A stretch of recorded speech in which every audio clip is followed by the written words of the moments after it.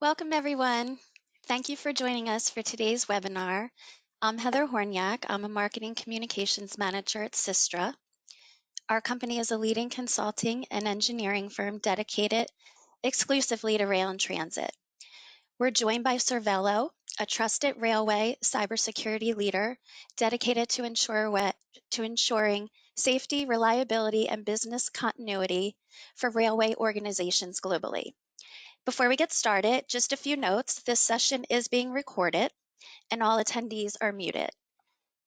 The recording and the presentation will both be available on both companies' websites following this session.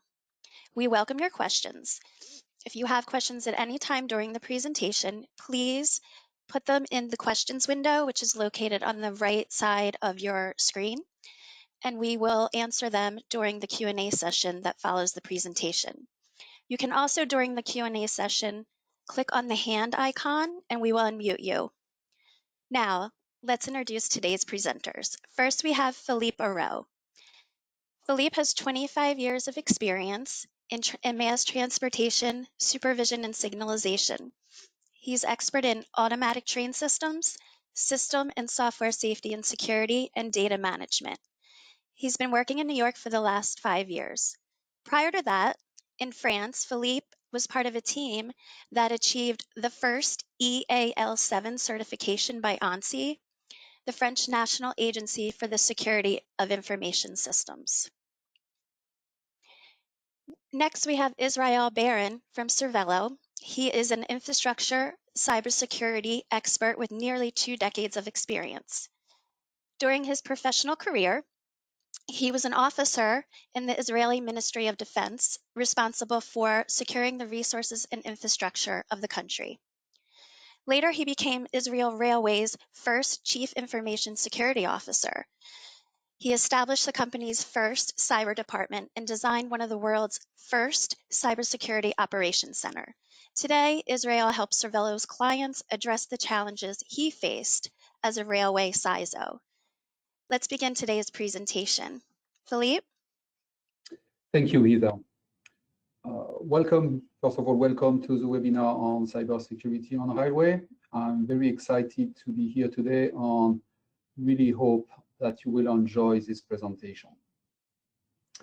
So the agenda is pretty straightforward. I will start with a short introduction on the TSA requirements.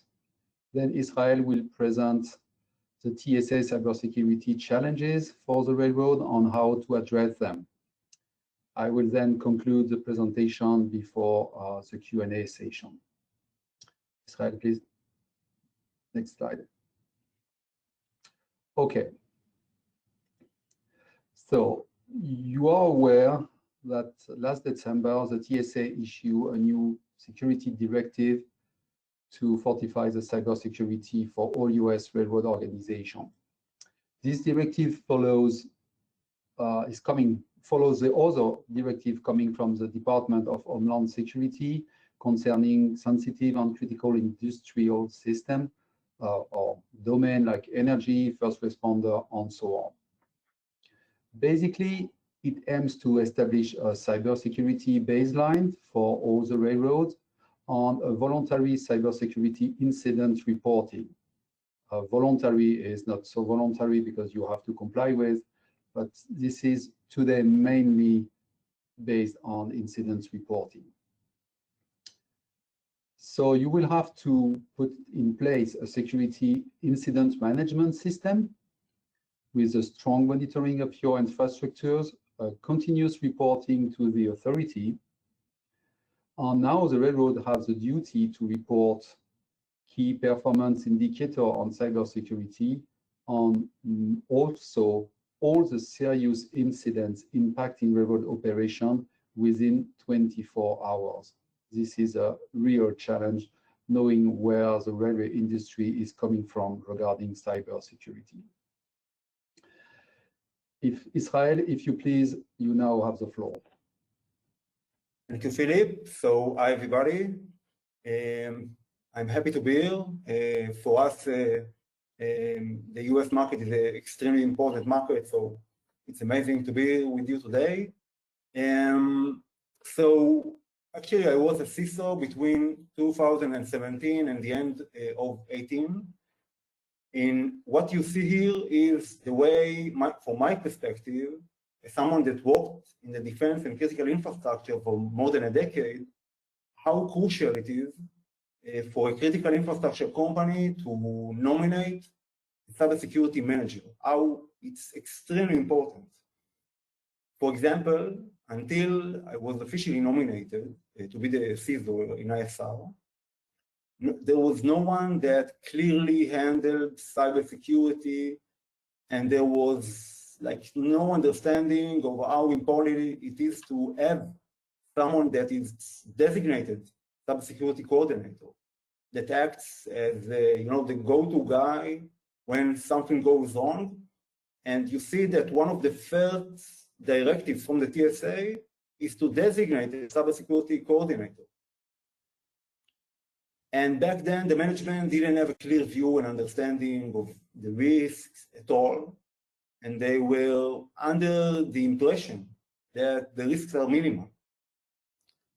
And also the employees, they didn't have a clear view of and understanding of the risks. And they, trust me, they used to click every file, every link, everything that you sent to them because they didn't have any awareness. Nobody told them. It's so critical. Also, multi-billion dollars of tenders, state-of-the-art technologies were published without any cyber requirements, resulting in critical systems that were at risk, not because somebody wanted to cause their harm, but nobody knew it's so important.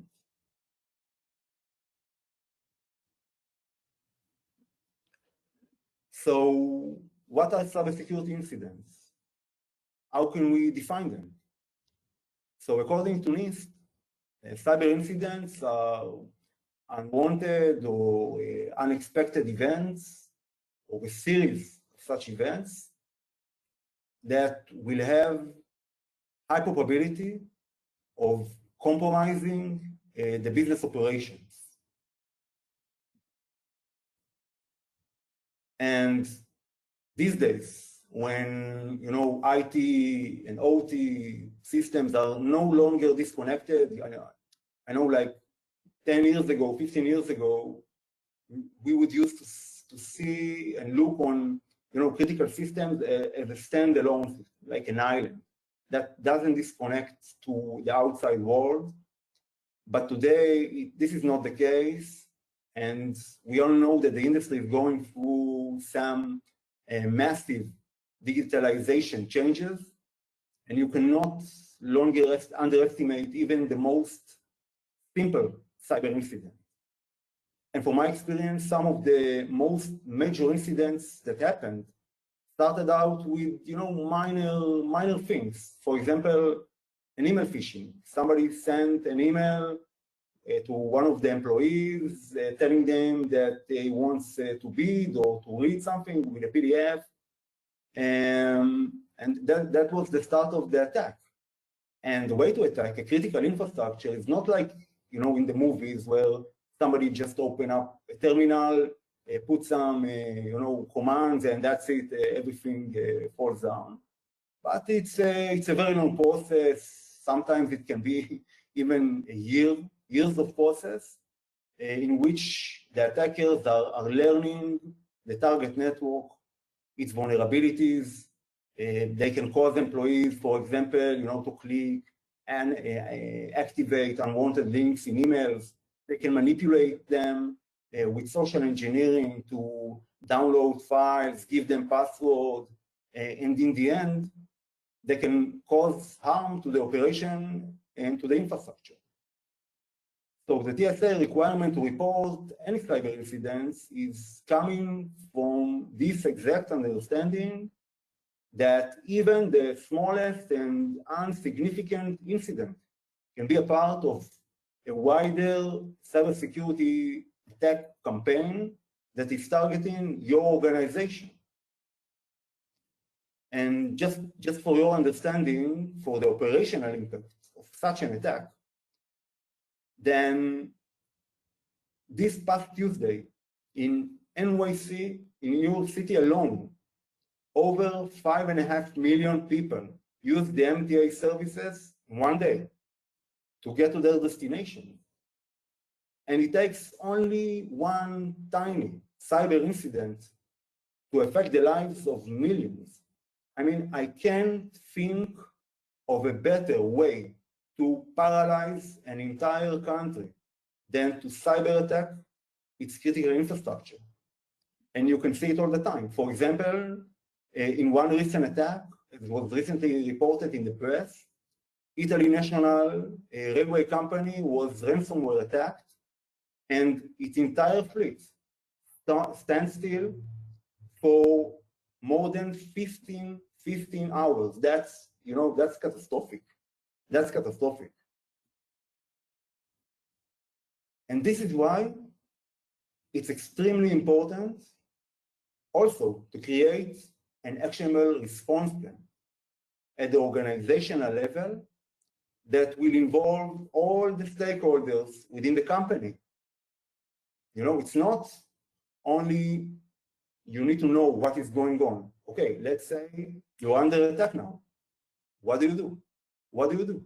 So even if the organization has all the necessary defense technologies, let's say state-of-the-art technologies, firewalls, IDSs, IPSs, WAFs, you name it. Even if they do, and they don't, believe me, I've been in this industry for quite some time now.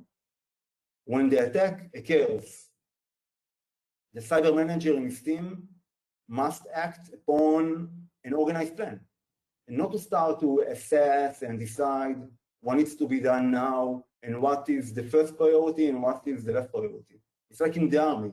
You need a to-do list and you need to follow your instructions. And it's not only that. The relevant stakeholders that are relevant to handle the outcome of such an attack are usually diverse and includes not only the cyber team, but also other entities. For example, a finance, legal team, corporate communications to let the public know that something went wrong and now there will be delays, massive delays. So such a response team is very, very diverse. And in the end, the work plan is like a playbook, a cookbook of actions that needs to be taken with the minimal response time in the middle of the attack to stop the breach and return to normal operations. So the TSA requirements specifically demands that the organization will develop and maintain a response plan because of what I just told you. Why? To help them to mitigate the attack. And this plan needs to include threat isolation, limiting the attacker access, and preserve data, the raw data, for later investigation, forensic investigation, and evidence. So in the middle of a cyber event, there can be many assets with different kind of attack centers. So for today, I've managed to bring you just a small example of a cyber event from our system, with which I'll be able to briefly demonstrate how we can both fulfill the requirements and mitigate the cyber threats efficiently. So once the threat is detected, actionable and dedicated response guidance will allow you to quickly mitigate the threats and prevent further damage or delay. As TSA mentioned, the first step would be to isolate the threats to prevent the malicious actors from gaining deeper access into the connected system. And this is the first step in our playbook. Then, after the threat isolation, we need to take immediate action to limit the attacker access. And to get everybody attention about the posing threat, we also need to send real-time alerts whether it be SMSs, email addresses, etc., to the relevant stakeholders in the company. And the final step should be to preserve the data for evidence. Here you can see raw data from an actual packet from a railway network. And that's it. And you're done. And now, when you have the full report and the incident is over, you can just take the report, click a button, and immediately send it to the TSA. And by the way, I have to tell you that what I know very well this process, because when I was the CISO, this is exactly what we did with the INCD, which is the Israeli National Cyber Directorate, because Israel Railway, it's of course, it's a critical infrastructure. It's regulated by the INCD under the Prime Minister Office. And part of the regulation, a mandatory request, was that if I am going to build the CIMSOC, the Cybersecurity Operations Center, one of the first things they wanted was to get direct access to get all the cybersecurity incident from the company. And this is the way it works now. So I can completely understand why the TSA thought about it, why is this directive coming, and where they are aiming with it. Please, you can continue now. Philippe? Yes. Oh, sorry. Vulnerability assessment. So what does it cover, in fact? Vulnerability assessment is a process to quantify and prioritize the cybersecurity vulnerabilities. After the identification and the location of the weaknesses, like Israel mentioned before, the goal of the assessment is to propose the optimal answer for the railroad. And you have to take into account the annual loss expectancy from this weakness. What do you expect to lose if somebody take advantage of this vulnerability? You need to take into account the cost of the proposed mitigation, and therefore express and calculate the return on investment of the mitigation regarding the weaknesses that you identify. This is very staged process, not easy, because it's not so easy to evaluate the annual loss expectancy.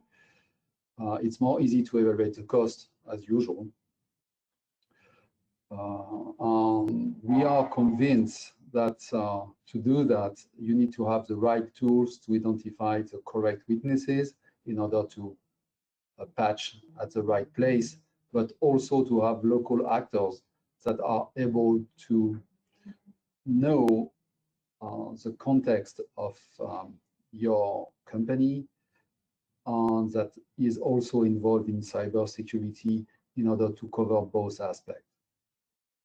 Israel, if you want to continue. Yeah, so I want to add a few notes on this thing, because I think this is a fundamental step at the vulnerability assessment, and I'll tell you why. Because when I started my role, in the beginning you don't really understand what's going on, what is more important, where are your vulnerabilities, what do you need to do first, how much money will it cost, and even when talking with the top management, for example the CEO, the CFO, and you want a budget, what do you want to buy?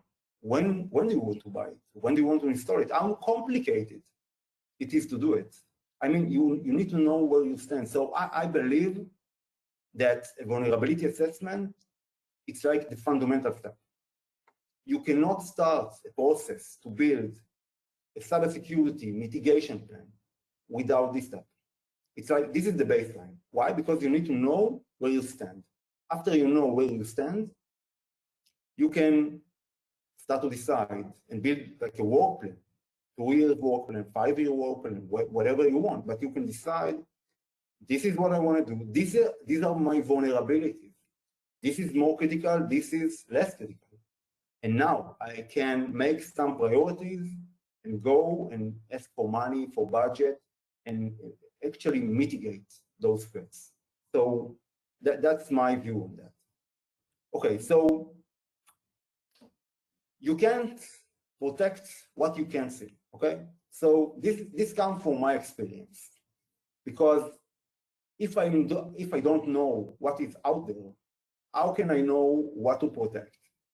And for example, when I joined ISR, Israel Airways, everybody just gave me all the details about the IT systems and the firewalls and the switches. And I told them, okay, I understand, that's classic IT, whatever, cyber security. What about the OT? What about the signaling network? And nobody had a clue. It was like a black bubble to them. And if we look on railway companies across the world, okay, Europe, US, Israel, so usually the network is composed out of stations and buildings and OT infrastructure, regular OT SCADA, controllers, and the regular IT infrastructure.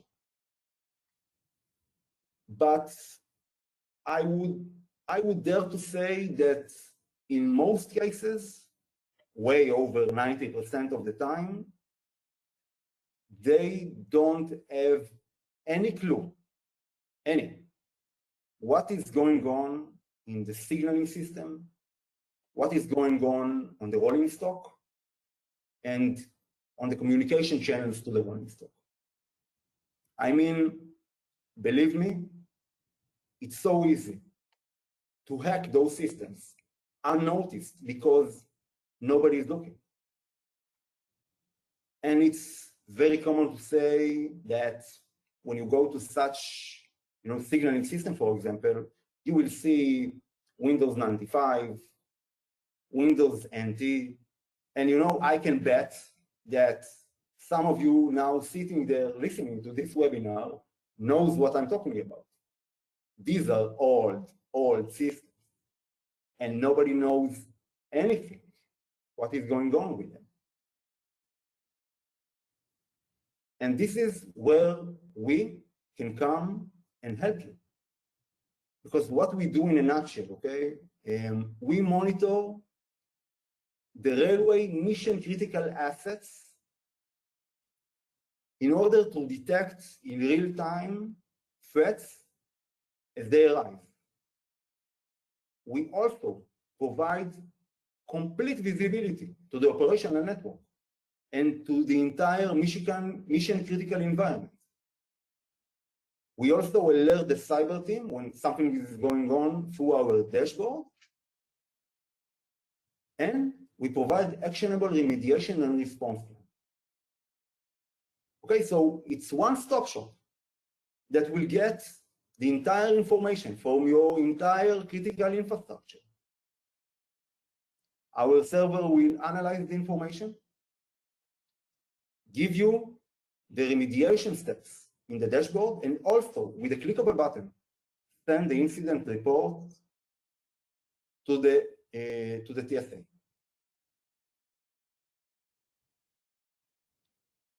So very briefly, a few highlights of our platform. First of all, it's passive, okay? And not because we don't know how to be active in the network.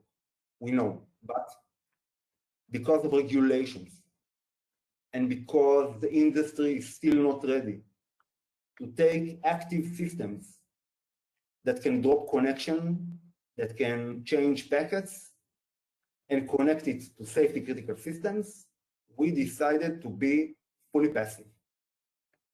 And it's not only on the software level that is we are fully passive, we also use unidirectional diodes, okay, that can guarantee 100% that nothing will be changed, meaning it's so easy to install. All we need is a port in the switch, and that's it, okay? The minute we connect, we give asset inventory and complete network visualization, which is so needed in this industry because they don't know what they have. They can find, and we did it, you know, sometimes they find old systems that nobody even used for the past 5 or 10 years.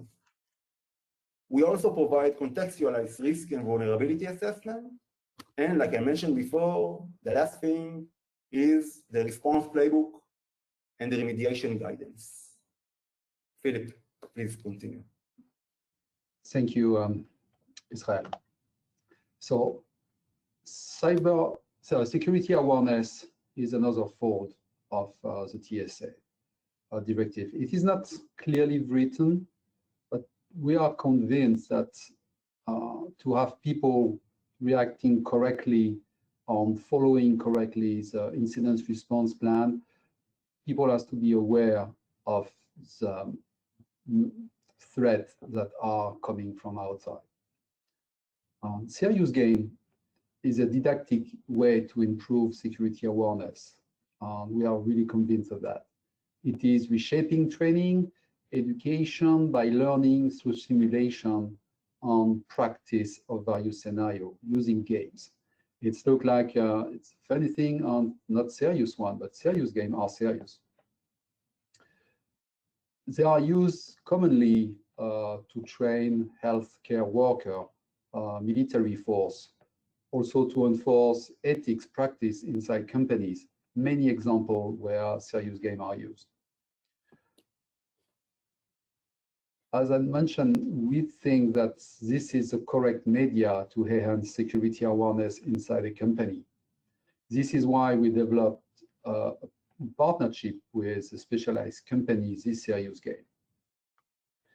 The serious game is for every level. Could be for beginner, cybersecurity expert, or C-level executives.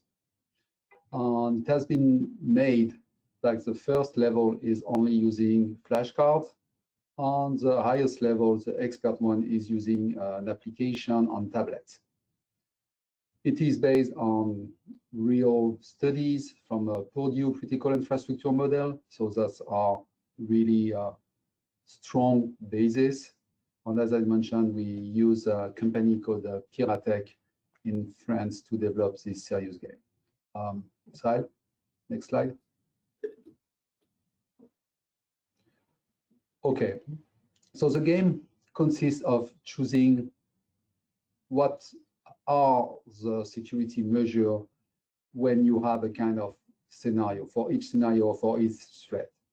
So you will give to people a threat, and you will give them a certain number of countermeasures. All those countermeasures will be weighted with a price, and there will be the game for them to choose which are the correct, I would say, measure mitigation that has to be applied regarding the threat, taking into account, as I mentioned, what will be the cost of the threat and what is the cost of the mitigation, and try to identify and to calculate the return on investment. And I think this is important. People understand that this is a trade-off between the attack and the mitigation. If you are going too far, you will block your operation mainly, which is not what you want, because you need to operate your train. And if you go too low, you will be prone to have more severe attack. As Israel mentioned before, sometimes you have early sign, and those early signs has to be managed. could lead to a major breakthrough on a major incident on your network. So based on this game, on these real proven in use measures, those are not something that has been invented, they are coming from real examples. It gives the player a sense of why cybersecurity is so important, on why some countermeasure or mitigation are applied at the company, on what they are for. This is more easy for them to understand that than to have a strict course or lectures from an external person. They will learn faster, and it will stay for longer time. This is what we are trying to do with security awareness, is to be sure that people are trained and understand what we are training on, will be able to react correctly in case of incident. Next slide. Okay, so we are arriving at the end of this presentation.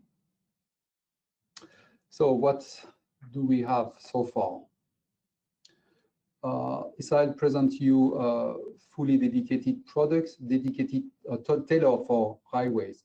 This is not a product that has been developed for another industry that has been customized for highways. This has been think by highway people, understanding what are the operational issue and what has to be performed to find this trade-off between the operation and the security.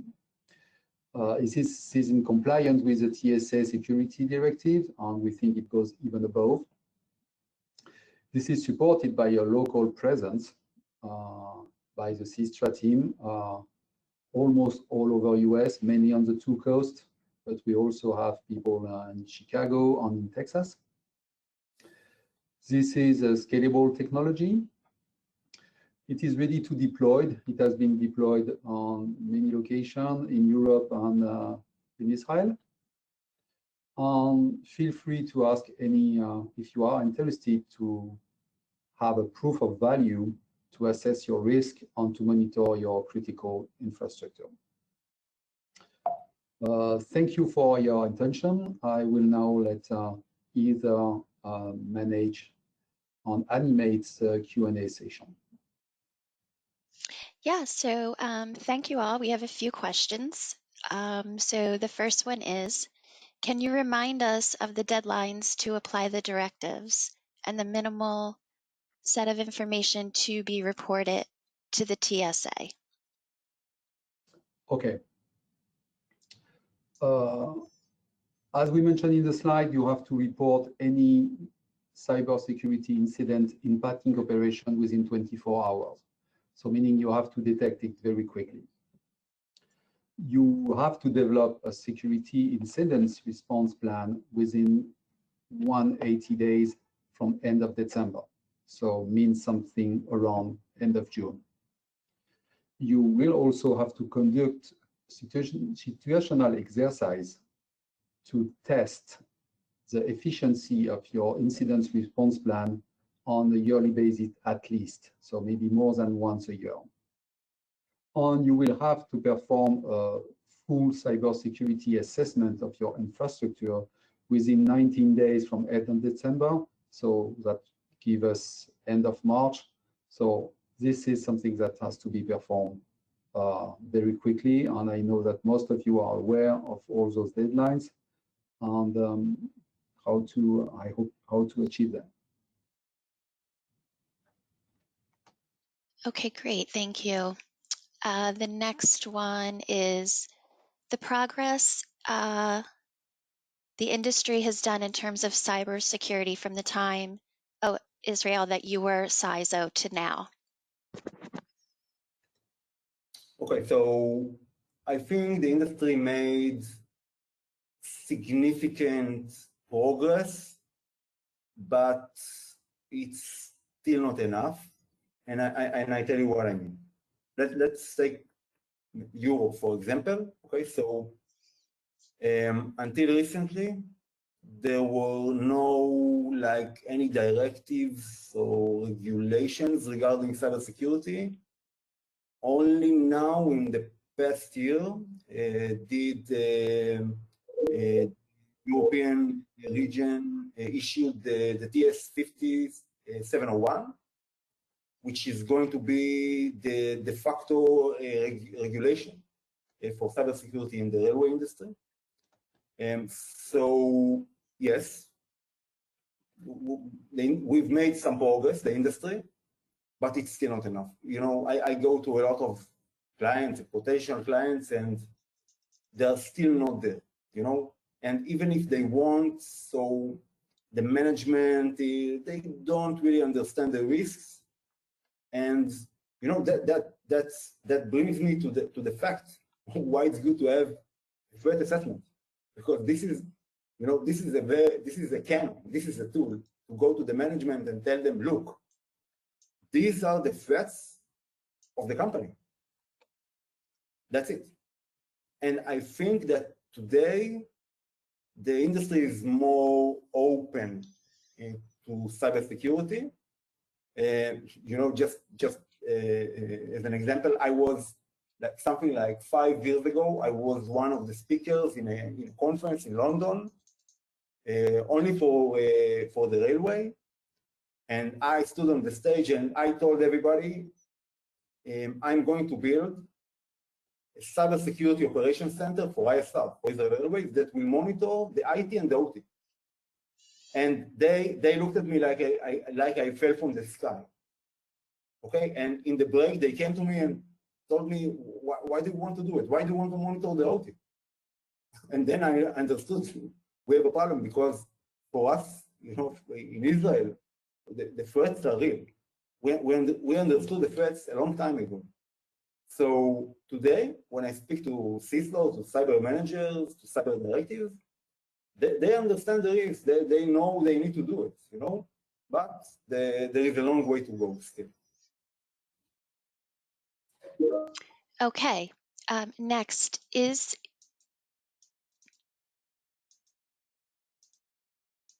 your product a direct competitor to Darktrace? Is your product similar in approach, i.e. network monitoring, establishing normal patterns of traffic and alerting based on exceptions or unusual behavior? Okay, so as I always like to start with an example. Let's say that I'm not talking about the railway industry, that I don't have the time. Let's say that I have a submarine. Okay, we know an atomic submarine with missiles, with weapon systems, with everything that a submarine has. And now I'm the CISO of the submarine and I want to protect it. Can anybody think of a scenario where I will take a normal intrusion detection system that was designed for IT networks, for example, like Darktrace or whatever, in the G cloud, whatever, you name it. And I will connect it to the submarine, operational network, and everything will work. Of course not. So this is the case in railway, okay? It's not, the easiest thing for us was to take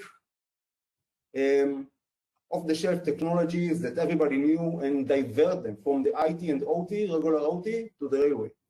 But because of our experience and the knowledge we have, we understood long ago that we need to build something from the ground up for the railway industry, because it's so complicated. The protocols, the sessions, the terminology, the way everything is working together in a critical, mission-critical system, made to this challenge. And this is why we did it. So I don't say that, for example, Darktrace is not a good solution. It's an excellent solution, amazing solution. I know them very well, but we are completely different. So the way we do it is, first of all, a lot of it is patented with 4 patents. We have AI algorithms. We have deep packet inspection. We look on CVEs. We develop we have investigators in the company that find vulnerabilities inside railway systems. And this is our proprietary data. So in the end, we also give, after we connect to the network, a lot of value from day one, but the more we know, the more we'll be there. Let's say after 2, 3, 5, 4 days, we will have a lot of information as well. Thank you, Israel. Is there any other question? Yes. How do we book a training session? I think that the easiest way to book a training session is to contact us. You have our contact here on the screen, and we will be more than happy to start a more in-depth discussion with you to understand your needs and to see how we can fulfill it with all the panel of the tool set that we have at our disposition. Israel, anything else you would like to add? No, that's absolutely the way. You can contact SYSTRA, our partners, directly, and they know how to use our technology, so, and they have the expertise to do that. So. Okay. So Peter Ramos says hello, Israel, and he asked, do you foresee the U.S. requiring railways to adopt European cybersecurity technical specification TS 50701? Can you repeat the question? Hi, Peter. Can you repeat the question, Peter? Yes. So can you hear me? Yep. Yes. He is asking, do you foresee the U.S. requiring railways to adopt the European cybersecurity technical specification TS 50701? Wow. To be honest, I don't know. I can tell you that it's an amazing document. It's very deep, it's very thorough, and I would adopt it. I mean, it's an excellent baseline and more for a very good directive to the railway industry. It's amazing. So I would do it, but I don't know for the US. Maybe they will take it, change it, and produce something of their own. The systems are a little bit different from PTC, and the European standards. So I don't know, but I would highly recommend that anybody in this industry to download TS 5701 and have a look, because it's a fundamental document. Okay.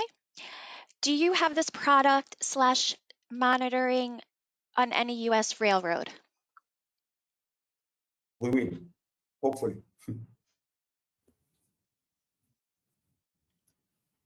To be honest, until now we focused on Europe, but now we've just opened our US-based offices, and of course the US market is an amazing market, and we want to be in it. So hopefully very soon. Okay. This is why we are here today. Yep. We have another question. How do you address mechanical personnel who say their rolling stock systems operate in a closed network design, which are designed to operate in a fail-safe mode? If any changes, patches and upgrades lead to malfunctions, resulting in initialization failures. Okay, so I want to start with this, Philip, and I will, and if it's okay with you, I will let you answer after it. I can tell you from my own perspective a real story. Okay, when I joined ISR, I went after a few days to the signaling manager, and he's amazing. He knows his stuff. He learned it. He used to work. He retired now but used to work in ISR for over 40 years in the signaling, is a real signaling engineer and manager. He is the mastermind behind Israel Railways, a new ETCS system, etc., etc. And the first thing he told me when I approached him was, young man, those systems are completely isolated.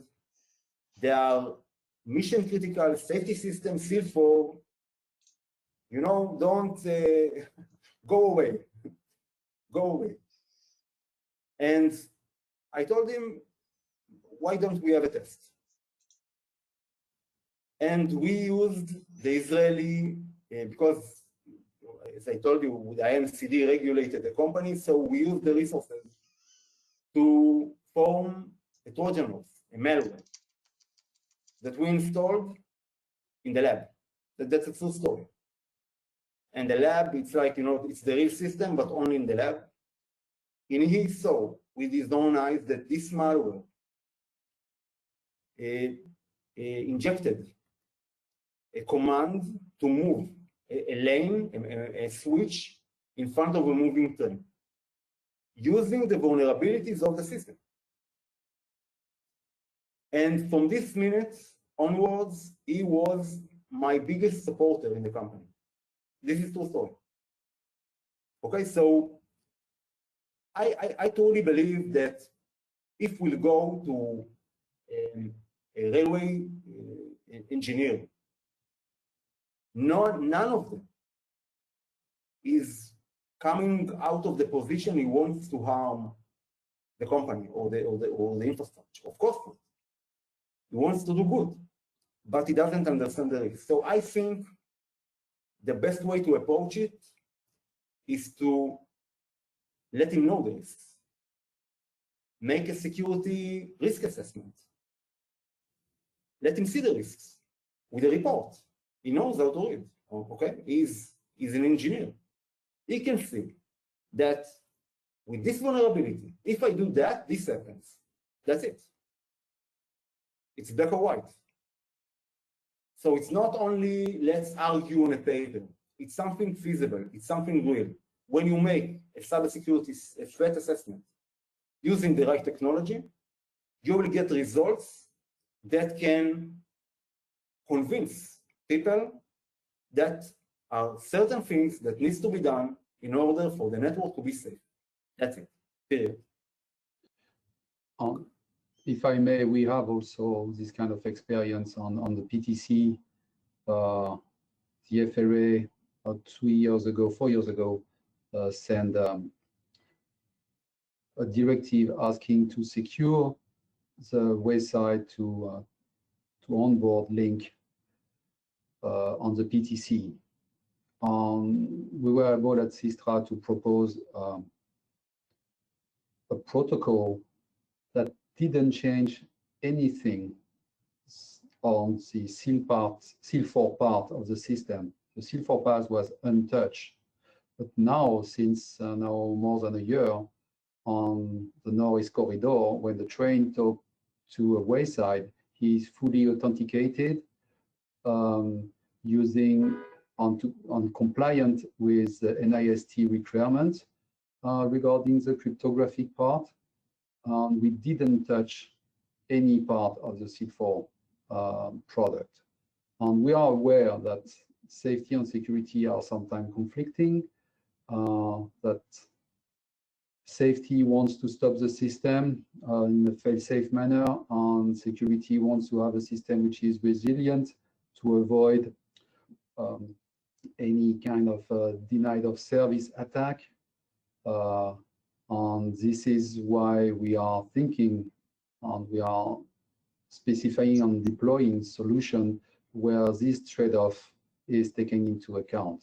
This is not easy, this is highly technical, but this is feasible. So as Israel mentioned, you can have your own vulnerability coming from your system, but there are also ways to specialize and to secure particular link or particular equipment using any kind of mitigation.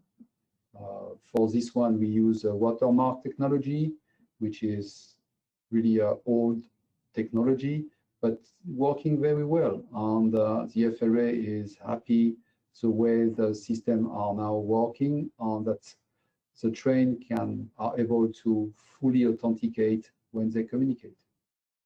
So we know this trade-off and how hard it is to handle it.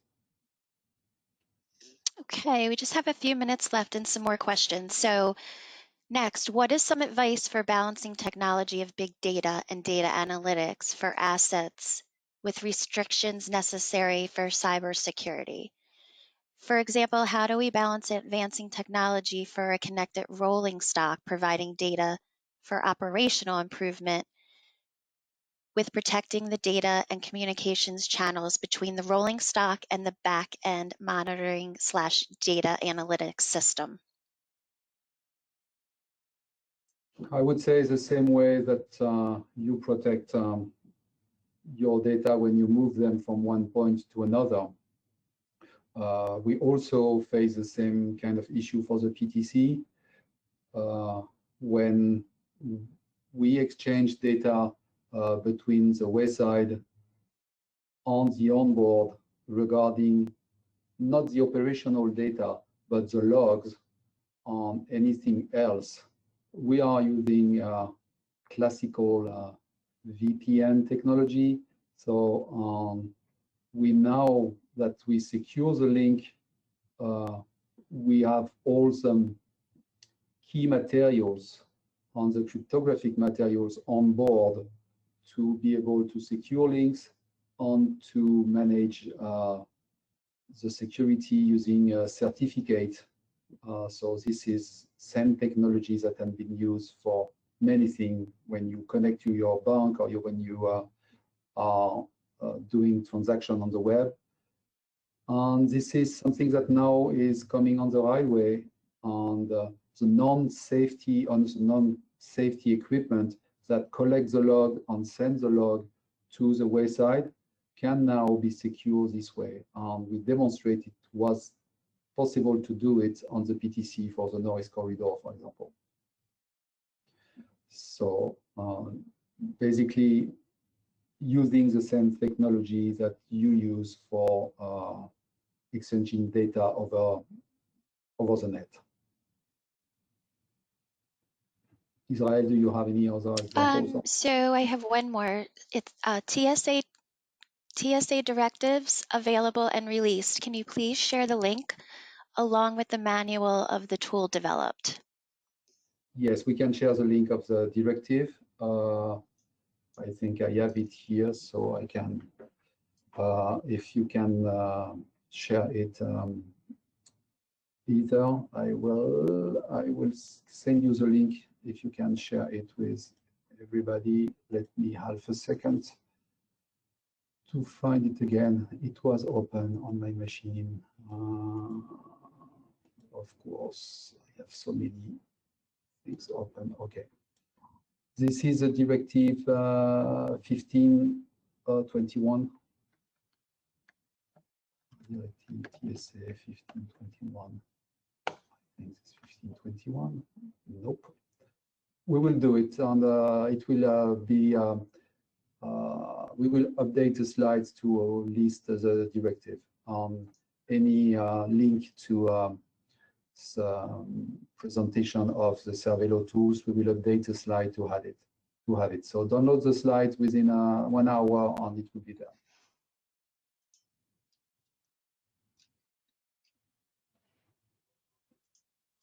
Okay. Actually, I have it here. I'll share it in the chat, but we also add it to the slides. And that was the last question. Okay, thank you all to attend this webinar. Hope it answer your question, your concern, and hope that we will hear from you very soon. And we are very excited to start this new adventure in US with Cervello. Israel, do you want to conclude? Yes, so absolutely. I'm thrilled to be here with you today, and I think this is even being here. It's a good way. It's a massive step in the right way. And please don't hesitate to contact Philippe, me for any questions, regardless of what we are doing in the industry. You have our email addresses, so please. And again, thank you very much, and hope to speak with some of you soon. Thank you all. This concludes our webinar today. Have a nice afternoon. Bye. Thank you. Bye-bye.